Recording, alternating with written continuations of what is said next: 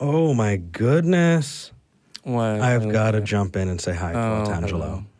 Otangelo called in 2 weeks ago, the last time that I was on. Hey, Hello, Otangelo. Otangelo, how are you doing today? Fine, great, and you? Good. Marvelously. What did you want to talk about today? Well, first, before we jump into this, I do kind of want to, in the interest of full disclosure, Otangelo reached out to me online. Again? And he and I had a really, it was a several hour long discussion. And I kind of just want to go over just a little bit of the basics of what we talked about, because if we build on that and we leave everybody behind, it's not going to be super productive. Is that okay, Otangelo?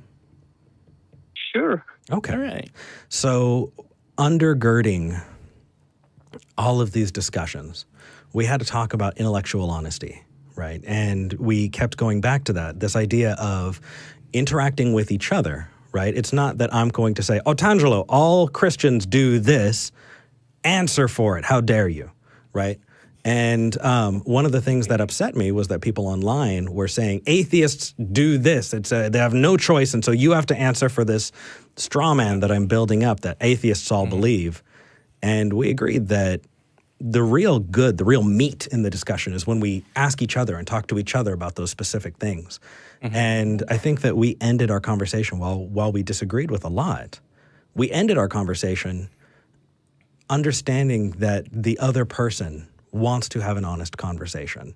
And a lot of it is about learning how to have that conversation. I know that you said that it was your first time having that kind of conversation on the air. Yeah. And so you bounced around all over the place, but it's not like you were intending to mislead. It was just something that was brand new. Is that an accurate summation?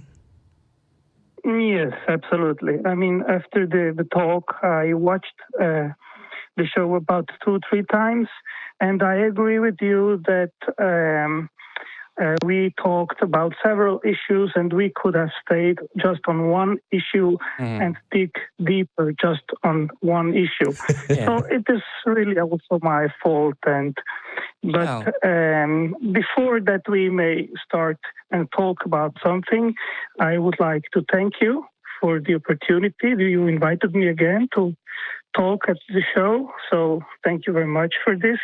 I enjoyed to talk to you on the phone, and it was very interesting. I knew you better about your background and so on, and it was very interesting. So I think that I removed a lot of prejudice about you, and I hope that you might be more open for a new vision than initially I thought. Yeah. I mean, I will say, just as a quick side note, that is sort of the advantage of this show, because callers know that if we start a good conversation, it's not going to get cut off and disappear forever. If a caller has two topics, we can spend one show digging down on one and the next show digging down on the other.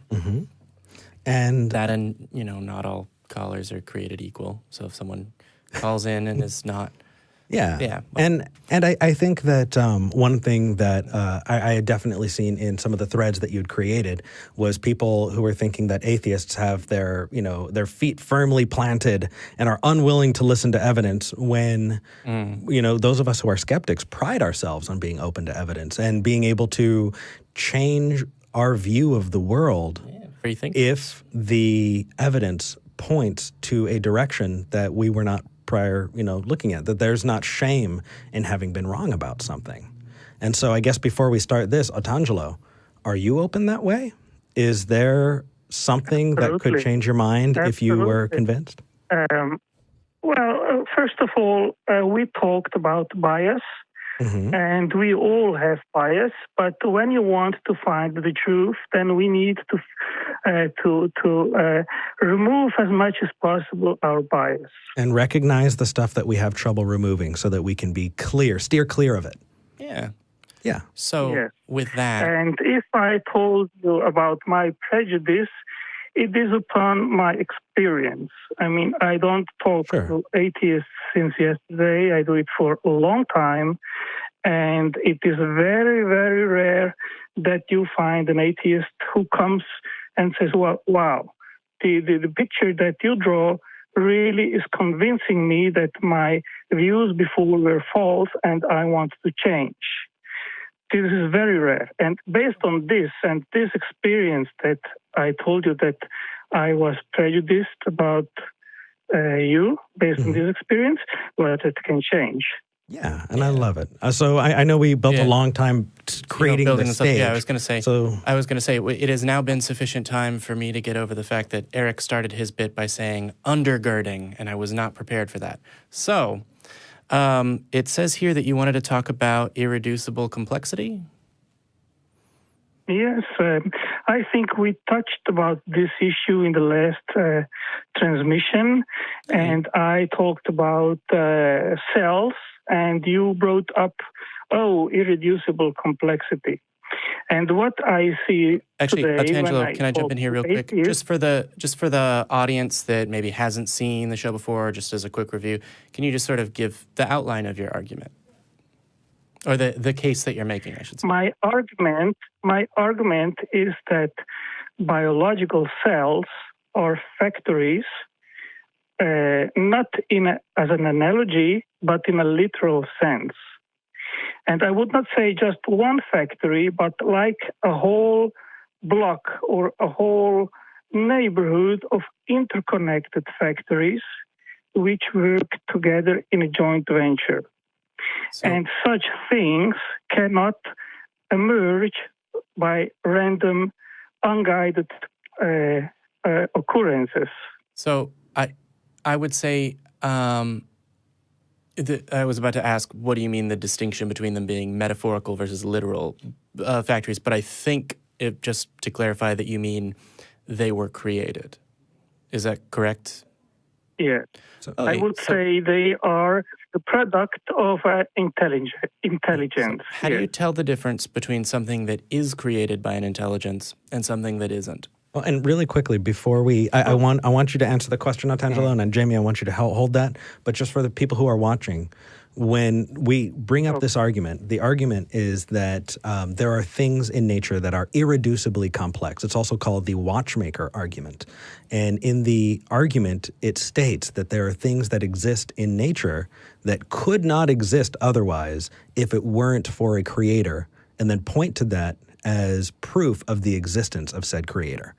And so as these two people have this discussion, I just want to make sure that we're framed correctly, that we're talking about the watchmaker argument, the argument from irreducible complexity. I'm sorry, you two go ahead. So here's what I would say is that's sort of the basis, and that's where the line of thought is. I want to get to specifically, specifically what you think about that, Otangelo. And so returning to my question, how can you tell the difference between a thing that is intelligently created or created by an intelligence and something that is not? Okay. Can I give you 3 examples? Of things that are created by intelligence? To make examples to make this distinction between something that is not designed and something that is designed. Okay. Hit me with your best shot. I made the same question to Eric on our phone call, and I will do it again. If you arrive at the beach, and there you see a sandcastle, but you do not see anyone around, and I ask you, what do you think? Was this sandcastle made by someone that passed by and made it, or is it rather the product of natural forces like rain, wind, and so on? What do you think? So I would think that, given that I know that sound cards are created, I think generally in factories that are designed to manufacture computer parts, that sound card was manufactured in a factory, is what I would extrapolate. He's talking about sandcastles. Oh, sorry. I thought you said sound card as in the part of a computer. He's talking about and I was sort of like a beach with a sand castle on that beach. A sand castle on it. Okay, that is more of a sequitur, but yeah, sure. So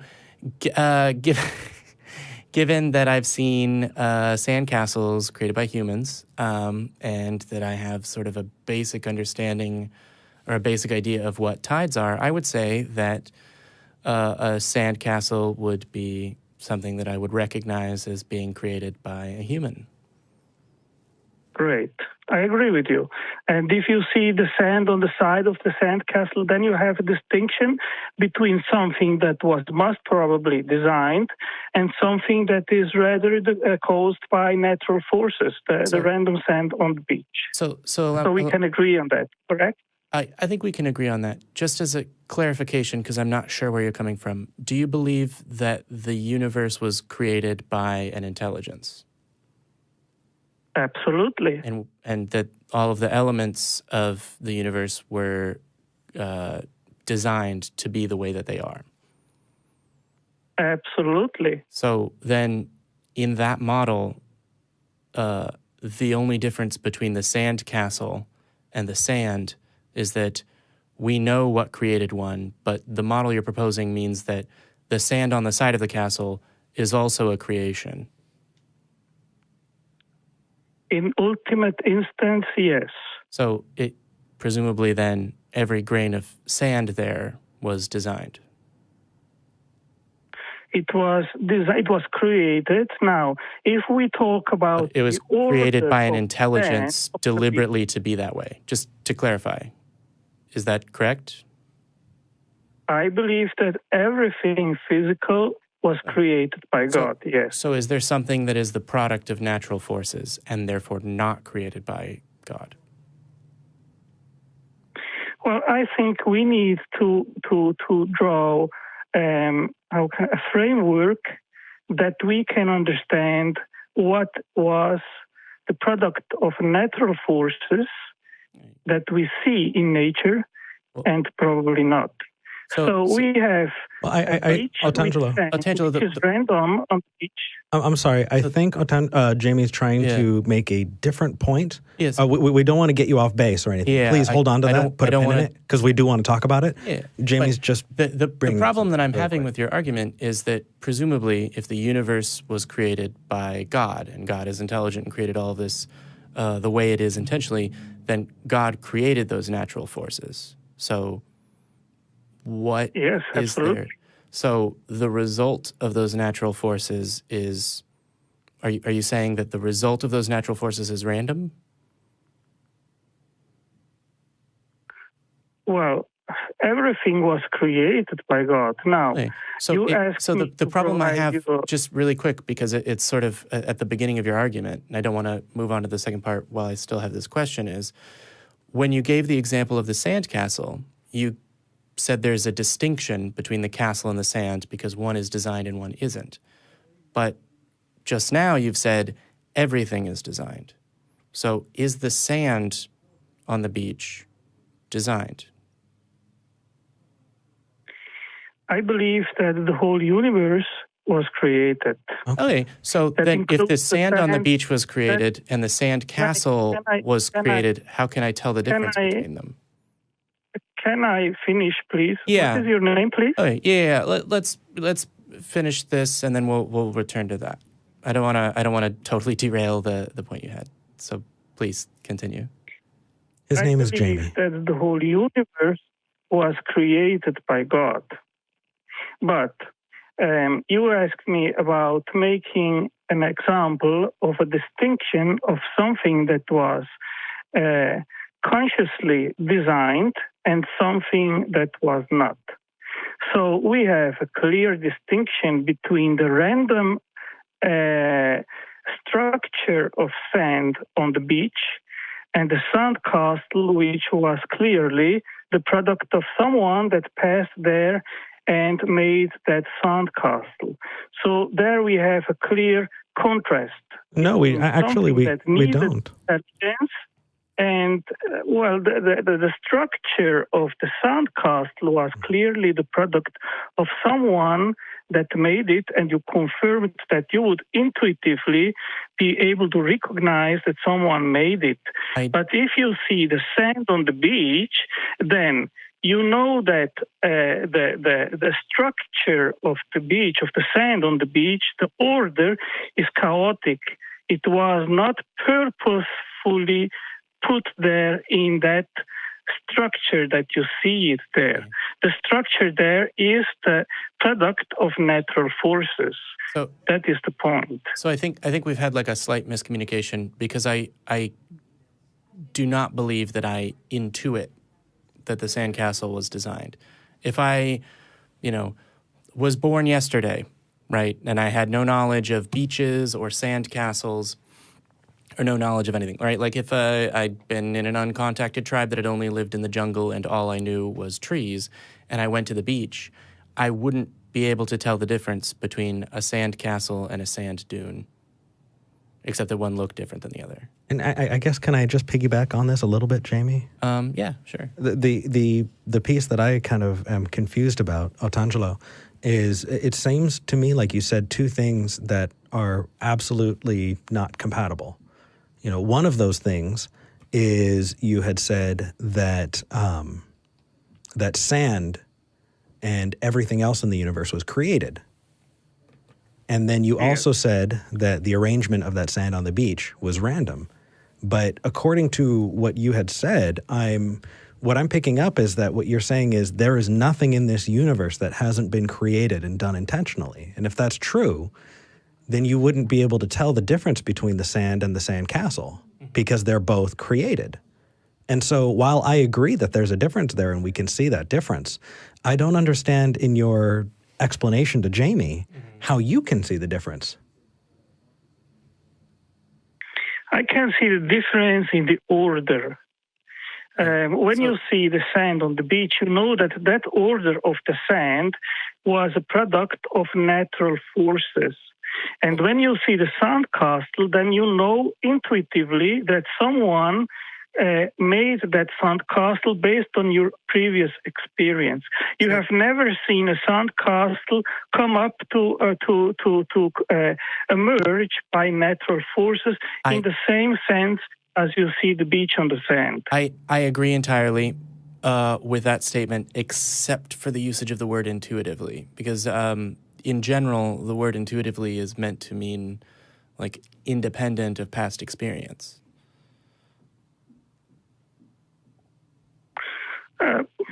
So by my past experience, my understanding of, beaches and sandcastles, I do, but I wouldn't say that I intuit it.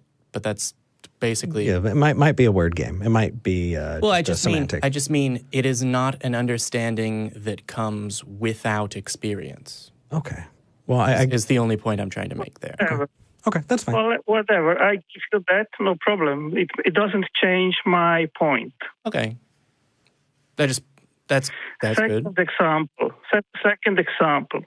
Let's suppose that you arrive at an abandoned city, and you arrive at the neighborhood, and there you see many different interconnected factories.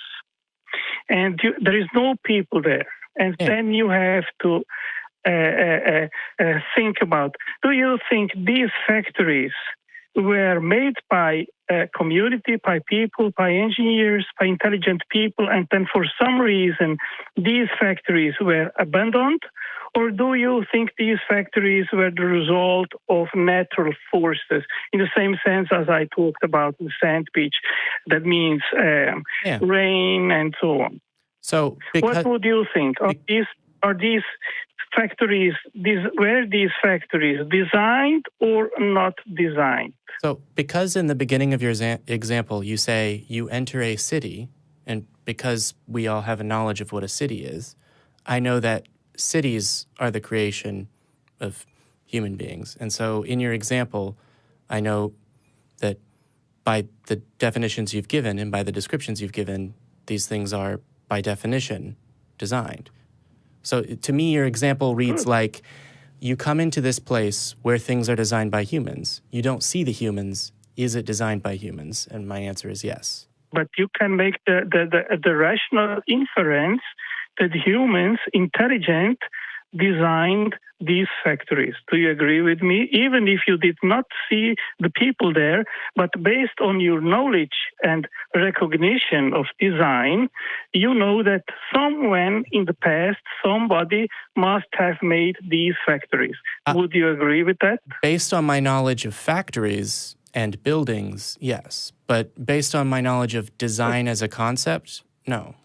But based on knowledge of factories, and I mean, so let's move forward. If we need to kind of stick a pin and see if we disagree on something, let's get there. So you've given us two examples, right, of things that we recognize as designed, and you've contrasted one example saying that we can recognize design from not design, and that you recognize everything as designed. You haven't yet given us any examples of something not designed from your worldview according to the way you've described it, but you recognize that there's a difference in the order of that design. Okay. So I can give you an example based on my worldview. Sure. What is something that is not designed? What is something that is not created by an intelligence? Nothing. Okay. So what is nothing? No, absence of anything. I think he means there isn't a thing, rather than nothing was created. No, I think he's using nothing as an example of something that is not created. So what you're saying is either I'm right or nothing can exist at all. Is that what you're saying, Otangelo? Is that about right? Well, you just asked me about an example of something that is not designed, and I gave it to you. Absolutely nothing was not designed because it's the absence of anything. Sure. So based on my worldview, absolutely nothing was not designed. So let's dig into that, right? Yeah. Because what you've done there is you've presupposed that only things that are existent are designed. And you actually need to provide evidence, which in this example, I'm going to tell you is impossible. It's impossible. It's a presupposition that is not falsifiable.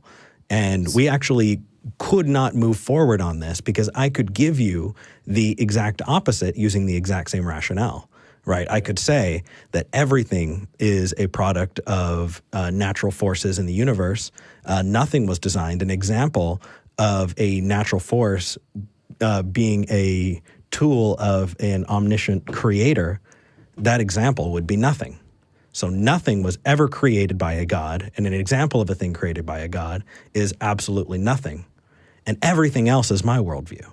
Does that help illustrate to you why that example is not a very good one? No, I did not follow your reasoning. So let me put it this way. Otangelo, it's gonna be probably at least two parts. So in the first part, in the example of the Sandcastle, and in the other examples you've given, you've said that people are able to infer the difference between something that is designed and something that is not designed. Actually, as a quick clarifying thing, do you think that God? Examples to me that you were able to recognize they were the product most probably of intelligence. You just confirmed it to me. So go ahead, please. Okay, so no, I'm able to recognize things that I have prior knowledge of. So for example, you and I go to an island that is. You have pre-knowledge. You are able to recognize that the factory or a Sandcastle was designed because I know what a factory is.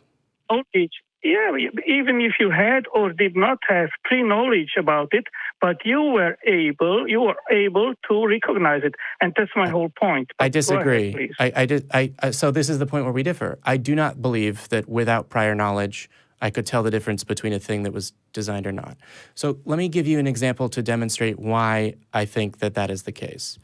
You and I visit an alien world, and for the sake of my example, it is populated by intelligent beings that have built, they have space travel. We met in space on spaceships, and then they're like, hey, come see our planet, which is class M, and you can breathe on it for the sake of my example.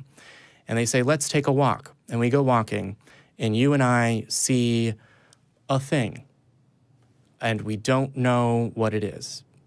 In that example, how could we tell the difference? How could we tell whether or not that thing was created by I didn't name my planet. The aliens or an actual occurrence on that planet? Yeah. Maybe we cannot. I have no idea what kind of thing that would be in order to say it could be recognized as designed or not. So that's exactly the point I'm making is if you didn't have prior knowledge of the thing, you wouldn't know whether or not it was designed. You need to learn that. Yeah. So if that's not something that humans can intuit naturally, then why would you say that we are able to intuit naturally that the universe was created by God, rather than being able to make that distinction based on previous knowledge? I mean, Jamie, listen, you grew up, and based on that, you gain experience about reality, about the world that surrounds you. Exactly. And then, based on this, you can make sense of what you see around you. Yes, through experience, but not through inference, as far as whether or not something is designed. No problem. Sounds fair to me. I have no problem with that point. Okay, so then how could I tell that the sand on the beach is created by a god? I did not say that. It was only the question about contrasting something that was most probably the product of intelligence and something that was most probably the product of random natural forces. So are the products of... I gave you a nice example. Okay, so are the products of random natural forces things that were made by God? Well, I mean, you try to mix two different things, and that brings not much clearance on our thing that we try to clarify. Well, so I would say like this. I believe that the universe and everything physical, since it had a beginning, it must have been created. But I would not to change. I would not like, Jamie, I would not like to change the subject. I would like to stay on the subject which we started with. It was how can we contrast something that was designed from something that was not designed. I gave you two examples which you agreed with me that you would be able immediately to recognize these things, a sandcastle and a complex of interdependent factories would most probably be the product of design based on your experience. Do you agree with that? I do. So great. In a previous call, I think that you told Eric that cells are a series of interconnected factories. Yes. So based on my knowledge of factories and my experience and very limited knowledge of biology, I would say that it is most likely that those cells were created as the product of natural forces. Okay. Do you have a pen and paper? This might not be a good... if it requires pen and paper, then maybe let's find a different example, because we have a bunch of people who are watching who don't have pens and papers. We have people who are going to be listening to the podcast while they're driving. Okay, Eric. I will make it very easy for Jamie and for you too. Sure. I did this week a small research to know what science says about the minimal necessity of a proteome set or proteins to create life, to maintain the minimal functions of a cell alive. And these studies came up with 560 proteins, which would be a minimal number. Okay? Hold on. Think about it. Hold on. That's very complex. So what you're saying, and by the way, I get what you're saying, right? And I would say that ultimately this does chalk up to the argument from incredulity. I don't think that... Well, it's saying, I don't know, or I could not imagine it being this difficult, therefore God, right? But what we're doing right now is we're trying to point back to your initial assertion and show you that what you're doing is you're presupposing this on a basis that actually can't hold water, right? Your basis for this argument is not strong. It does not stand. And we're pointing out why it does not stand. And then we want to get to why, how you could structure this in a way that it would be solid. And what Jamie and I have been doing this whole time is pointing out to you two things, right? Number one, Jamie has been pointing out to you that without knowledge of a thing and without learning about whether or not a thing is the product of creation, intelligence, or not, in his alien example, he showed you that there's no way of knowing. And so the idea of intuiting design is absolutely does not hold water. And the second thing that we're telling you, Otangelo, that I brought up is that there's no way in this example, right, of being able to tell the difference between created and non-created things, that you would be able to tell that difference. Because you can give us matters of degrees. You could say, at what stage those things were created. But you're presupposing that there's no way anything can exist without creation. And so if that's the case, then your argument could not be made because you have no way to tell what a thing that's not created would look like. Does that make sense? Well, first of all, let's say the Earth. I say the Earth was created, but the Earth is also inhabited by intelligent beings.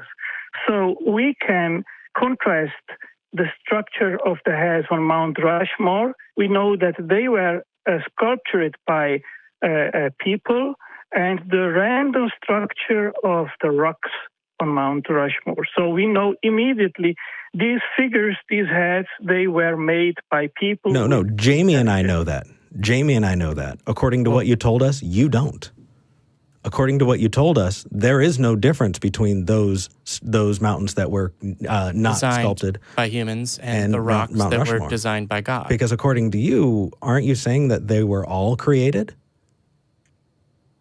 We must make a difference between what is the product of a human intelligence and what is the product of divine intelligence. Yes! Oh, yes! That is the $10 million question. I love it. Otangelo. Yes! We got there. Jamie. Yes. We got there. We are Oh, there. Right. So, how do we tell? How do we tell the difference between what people created and what God created? Because you need to give us an example, right? How can we tell that difference? Yeah. Otangelo? Oh, here. How can we tell that difference, Otangelo? Okay. Can I continue with my explanation? Well, so the part of your explanation is being able to distinguish whether or not something was created by God. And you've said we can tell the difference between when something is created by humans and when something is created by God. Is that correct? I say that we can make a distinction, for example, on the beach, if something is the product of natural forces and when it is the product as a sandcastle of people of intelligence. So we know to distinguish natural forces and intelligence. Here's my problem again, Otangelo, because we've come back to the same problem.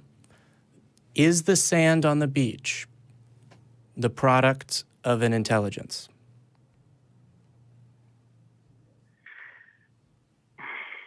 I think the question is not if the sand as a physical property. It's the thing that I'm asking. Is the product? Can I finish? Can I finish, please? You will understand my point.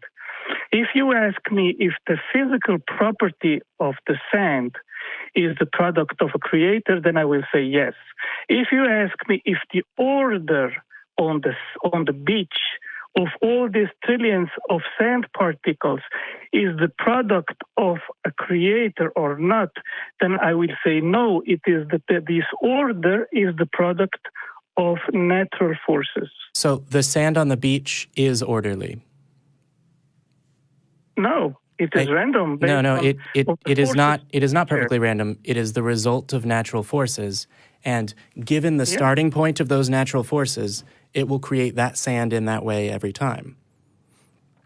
Yes. So it is the product in a orderly way of those natural forces. The structure is, but the sand per se is, as everything else, as everything physical, product of the Creator. So when you say it's the product of the Creator, is it according to some order created? Well, we can start with the fine tuning of quarks, if you want, or atoms, or fine tuning of the Big Bang, or fine tuning of the Earth, or fine tuning of the galaxy, or of the natural laws. We can talk about all this, but I think I would like to get into that because I think that at the present moment, I think I know that Eric and I. We are moving the topic. Yes. So if the question is, Otangelo, I think that Otangelo, really quickly. Okay, hold on, Jamie and Otangelo. I'm stepping in as the ref. Okay. We have had a decision, and the decision is both of you are excited to talk and are talking over each other, and we cannot have a conversation. So, as the ref, Otangelo, go ahead and finish your statement, and then we're going to give it to Jamie. I feel like I need a whistle. Okay. Vern will kill you. I would like to return. You asked me about cells. Okay, Jamie, before we move to cells, is there anything about the prior discussion you were having before we move to cells that you need to get out? Yes. Okay, go ahead, Jamie. So far in this conversation, I have heard Otangelo say things that I would interpret as saying that the sand on the beach, it's the pattern that it is in is the product of natural forces. And it has sounded like he's distinguished that from it being created. However, I've also heard Otangelo say that God created the universe and that God created everything. And everything presumably includes that beach. So I do not know whether Otangelo believes that that beach was created the way it is or whether that beach was not created the way it is. So that's answerable by a single yes or no. So Otangelo, if you can give a yes or no, was that created by that beach the way that it was exactly, with every sand, exactly every grain of sand exactly where it is, by that God, or not? And then we'll move to cells. It is not static. It is subject to natural forces. No. Hold on. That's not the question. The question was, did that God arrange that beach? Did that God create that beach or have that beach be made by their own design and plan or whatever to be exactly the way it was with all of those grains of sand? Yes or no, and then we'll move on to cells. I believe the beach was, as everything else, created by God, but since it is subject to natural forces, it moves constantly, so it is not a static object. Okay. I think that I understand that. I think that the point of where we're missing each other is that I haven't asked you specifically what the nature of the God that you believe created the universe is. Because it sounds like you might believe in a sort of deist God that created the universe with natural forces and then pieced out. Do you believe that God, because what you've said is that you believe that God created the sand and then let it go, right? But presumably God created the rules by which tides would occur and gravity would work. Right, those natural forces. Is it? I believe that, but I also believe in miraculous, rare interventions. Okay, so that God did not piece out. Okay. Where the physical laws are put out of control. So I believe in that too. So then also, really quickly, did God create like sort of what we describe as the laws of physics, like the fundamental laws of physics, the way that quarks and all of these things work? Hold on. We might be getting close to off base with fine-tuning. Go ahead, sorry. Well, that's at the heart of what we're talking about. So did God create... I believe it. Yes. Okay, so does God have knowledge? So when God originally created the world, I actually don't know whether you would say that's 6, 10, 6 or 10,000 years ago or billions of years ago. But when God created the world, did he know how it was going to turn out? Jamie, we are moving the subject. Well, no. So I'm attempting to understand what you describe as created by God, because you've done something that's relatively unique. At least you've used unique language to describe it, which is distinguishing between things that are created by God and things that are created by natural forces. And so I'm trying to determine whether or not God created those natural forces and whether or not God knew how they would work. Yes. Okay, so if that's the case, I believe so. Then God created that beach knowing exactly how it would end up. And that would mean, Otangelo, that your example makes zero sense. You're saying, well, of course, the layout of it is, well, no, it's actually still God. So is what I described accurate as far as what you believe?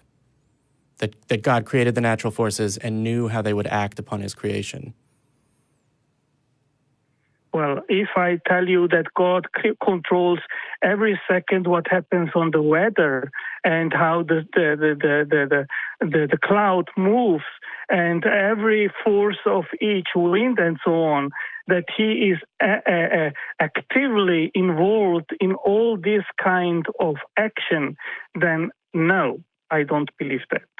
Oh. So, to be clear, do you believe that God is in control of every second and moves the clouds and is in control of every moment of the weather?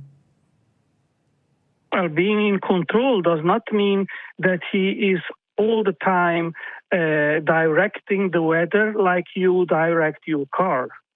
Okay, so can we tell the difference between when God is changing things? We're a little bit off base. We're done because we're trying to get to creation. But we're also getting close. We have close to time, a bunch of other callers. We have Jonathan, Casey, and Mitch. Stay on the line. We still want to talk to them. I think at this point, because I'm still trying to get... I don't think we ever left the beach.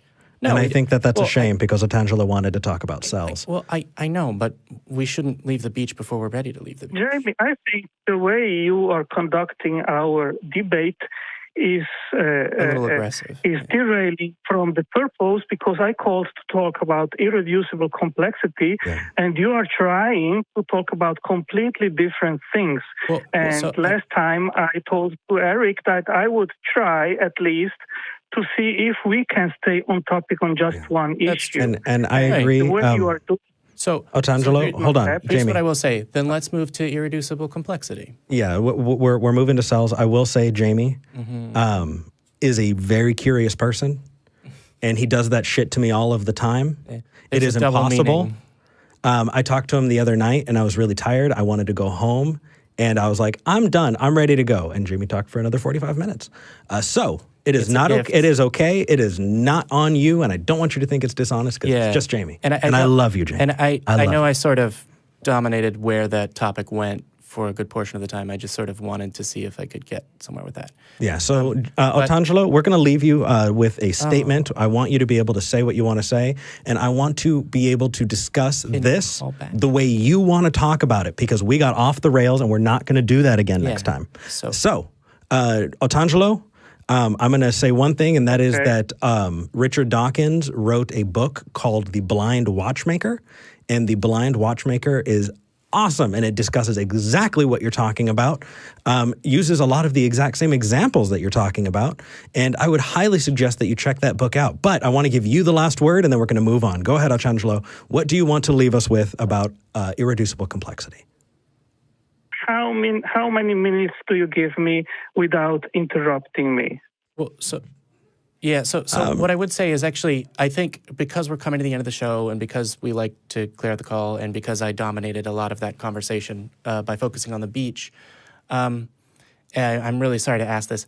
Otangelo, is it possible, as well as for us to sort of wrap up this conversation, for you to call back in next week when I will not, I'll have my finger on his mute button. No, you like that. No, and you it will be great. Stop it! Don't do that. I'm sorry, Otangelo. I really did dominate your time. Is it possible for you to call back next week as well? I could, of course, I can call back next week. Thank you. Now, if Eric gives me about 2-3 minutes, I would like to make a final statement to leave for the audience that they can think about what I would like to say. I would love to, but my producer is in my ears saying, Eric, you need to move to the next call. He's really... he's going to kick my butt. He has threatened to end the show before we can say goodbye. So I unfortunately don't have that power. I'm blaming it on my producer. Because that's who's where a big the blame is deserved. He's talking to her. Otangelo, I can't wait to talk to you. I think you were an honest interlocutor. Yeah. I think that your wanting to discuss these things was fantastic, and I think that I want to continue this conversation and listen to what you have to say. I apologize that we got off the rails. We're going to do better next time. You are a very good caller, and I feel really bad for changing the course of that conversation. Okay. Take care, brother. I hope you have a wonderful week. Thank you very much for your time, and talk to you next time. All right. Sounds good.